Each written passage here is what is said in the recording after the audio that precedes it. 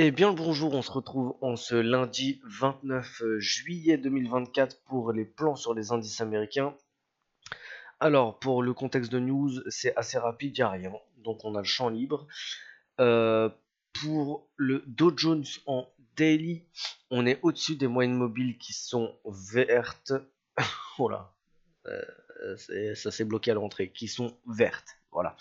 On est venu pullbacker la moyenne mobile 20 avant de repartir.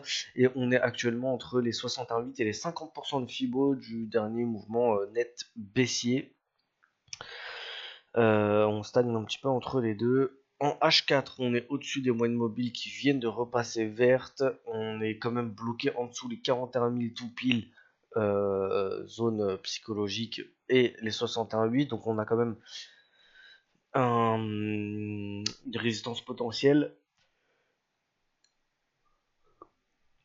Et si on valide la bougie un peu plus bas dans 45 minutes, la bougie H4, et ben on fera une espèce d'étoile du soir qui est un signal de retournement baissier.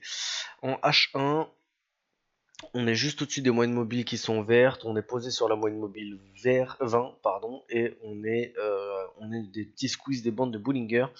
Donc pour les plans, et ben c'est pas très très compliqué.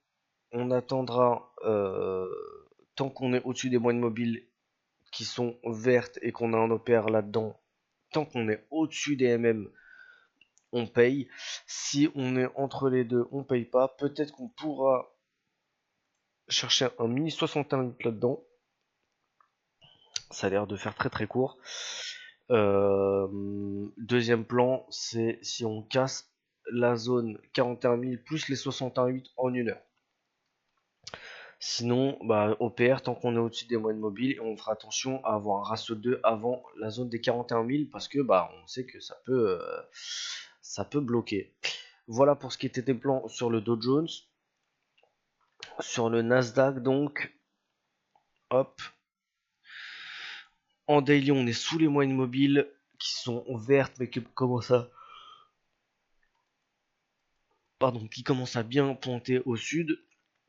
On est venu chercher un petit peu je sais pas si vous vous souvenez de cette zone, là, les 18 800, 18 850, 18 900. La zone qui a fait résistance, résistance, résistance, cassure, support, support, boum. Là, on revient faire une petite mèchouille là-dessus et on repart. On est pas loin des 61,8. On est repassé au-dessus des 50 de Fibo. Pour l'instant, très baissier, mais rebond technique. Voilà, en gros. Au niveau du H4, on est sous les moyennes mobiles qui sont rouges. On est venu dépasser un petit peu, faire une espèce de cassure de la moyenne mobile 20, de la MM20, mais pour l'instant, ça a l'air de recorriger derrière. Et ça équivaut aussi aux anciens plus hauts qu'on verra un peu mieux en H1. Donc en H1, on voit l'échec de franchissement de l'ancien plus haut et on a quand même un support oblique. Donc on a quand même une zone de résistance qui nous bloque par le haut, mais un support oblique qui nous maintient par le bas. Donc, ah oui, en H1, on est dans les moyennes mobiles qui sont rouges et complètement plates. Donc, déjà là-dedans, pas d'OPR. Enfin, si on reste tel quel. En cas de cassure du support oblique, je m'autorise à rechercher des ventes jusqu'à la zone 18 900. Donc ça nous fait 300 points de potentiel. À partir du moment où on a cassé le 61, le 50% et le support oblique, je m'autorise des shorts dans l'OPR. Dans le cas où on sauve et qu'on reste là-dedans, je fais rien du tout. Je considère que le flux est pas clair. Maintenant, si on passe cette petite zone-là, là, les 19 350, je m'autorise à payer. Voilà pour ce qui était des plans sur le Nasdaq.